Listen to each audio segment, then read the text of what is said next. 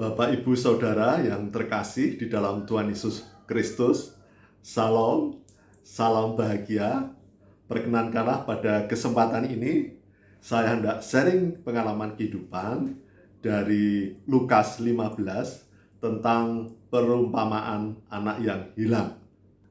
Tuhan Yesus Kristus memberikan perumpamaan tentang anak yang hilang, bagaimana anak yang hilang kemudian tetap dinanti Tuhan, disayang Tuhan ketika anak yang hilang tersebut kembali kepada Tuhan. Sungguh Tuhan adalah Maha Kasih. Maka kemudian banyak kekasih Tuhan, banyak orang Kristen termasuk saya melihat perumpamaan Tuhan tersebut menjadi hiburan bagi orang seperti saya yang pernah berdosa. Tetapi yang sering dilupakan bahwa memang Tuhan itu Maha Kasih, Maha Penyayang, yang senantiasa menanti anak kekasih Tuhan, anak-anaknya, murid-muridnya yang tersesat, yang jatuh dalam dosa untuk kembali kepada Tuhan. Tuhan penuh kasih, dan kemudian malaikat di surga akan bersorak menyanyi pujian, kegirangan atas orang yang berdosa, kemudian bertobat dan kembali kepada Tuhan. Malaikat di surga akan bernyanyi puji-pujian atas satu orang yang berdosa, bertobat dan kembali kepada Tuhan. Dan itu pasti dan jelas kita harus beriman tentang hal tersebut. Tetapi yang sering saya lupakan bahwa anak yang hilang ketika belum kembali kepada Tuhan, ketika hidup keduniawian, hidup dalam kedagingan, hidup dalam kesenangan duniawi, setelah bersenang-senang yang tidak lama, kemudian menderita. Hartanya habis, uangnya habis, tidak memiliki apa-apa, dan kemudian menderita, lebih menderita dibandingkan pembantu-pembantu bapaknya. Itu yang sering saya lupakan, bahwa Tuhan memang Maha Kasih Sayang, tetapi Tuhan sebenarnya juga berharap semua murid Tuhan, kekasih Tuhan, jangan sampai jatuh ke dalam dosa. Jangan sampai hidup dalam kedagingan, hidup duniawi, karena konsekuensinya tidak mudah. Jangan sampai tidak taat dan setia kepada Tuhan. Mari kita lihat bagaimana Musa, yang di dalam firman Tuhan dikatakan Musa yang setia kepada Tuhan, pernah jatuh, dan karena kejatuhannya tersebut, karena ketidakpercayaan diri dan tidak menghargai kemuliaan Tuhan, maka Musa tidak bisa masuk tanah perjanjian. Daud adalah seseorang hamba Tuhan yang sungguh-sungguh dikasih Tuhan.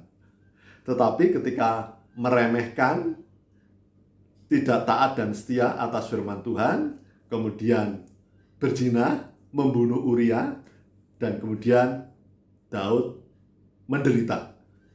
Tetapi puji Tuhan bahwa Musa dan Daud kemudian mengakui, kemudian merendahkan diri di hadapan Tuhan, bertobat, dan kemudian kembali dalam Tuhan. Dan kemudian Musa dan Daud adalah tokoh iman yang dikatakan sebagai orang-orang kekasih Tuhan, walaupun pernah berdosa, dosa yang besar. Yang perlu diingat bahwa di dalam Tuhan, dosa besar, dosa kecil sama saja. Dosa sekecil apapun tetap manusia tidak bisa bersama Tuhan di Firdaus, di surga. Jadi harus kudus, dan kekudusan adalah karena anugerah kasih Tuhan, karena Tuhan di dalam Tuhan Yesus Kristus berkenan menderita, disalib, wafat demi untuk memulihkan, untuk menyelamatkan umat manusia.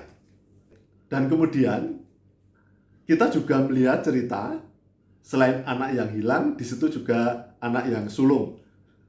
Anak yang sulung nampak selalu setia kepada Tuhan, selalu dekat dengan Tuhan. Tetapi ternyata juga, dan ketika melihat orang lain yang dulu buruk rupa, yang banyak dosa, ketika bertobat kemudian menjadi marah, menjadi dengki, menjadi iri, menjadi marah ketika orang berdosa, bertobat, dan kemudian kembali kepada Tuhan. Tuhan memberikan perumpamaan tersebut Karena di dalam kehidupan memang ada sifat-sifat manusia yang seperti dua anak tersebut.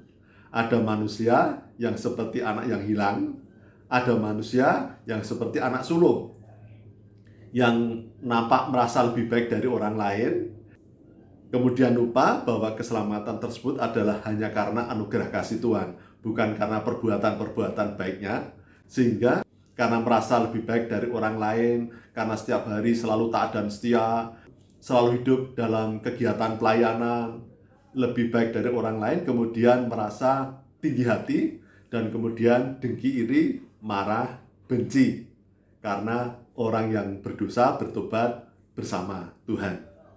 Dan kadang bisa saja terjadi di dalam diri seseorang ada sifat anak bungsu, tetapi juga ada sifat anak sulung. Seperti saya. Kadang saya sebagai anak bungsu yang sering berdosa, tapi sering saya merasa lebih baik dan sombong dibandingkan dengan orang lain, saya merasa lebih baik. Dan dua-duanya Tuhan sebenarnya tidak berkenan. Jadi yang berkenan yang bagaimana? Ya kita harus merendahkan hati, jangan sampai kita tidak taat dan setia kepada Tuhan, kita senantiasa berusaha hidup kudus, dan juga merendahkan diri, merendahkan hati di hadapan Tuhan dan di hadapan manusia. Jadi jangan sampai kita jatuh ke dalam dosa seperti anak bungsu, tetapi juga jangan sampai sombong, dengki, iri, marah, dan ada kebencian di dalam diri kita. Kita merasa lebih baik dari orang lain, sehingga kita menjadi tinggi hati. Jadi anak sulung maupun anak bungsu yang diceritakan dalam perumpamaan di Lukas 15 itu sebaiknya kita hindari. Dan marilah kita benar-benar menjadi anak Tuhan yang senantiasa berusaha hidup kudus dan rendah hati, tidak tinggi hati. Seperti Tuhan Yesus Kristus yang merendahkan diri, merendahkan hati, menjadi seperti hamba, seperti manusia yang paling hina demi untuk menyelamatkan manusia.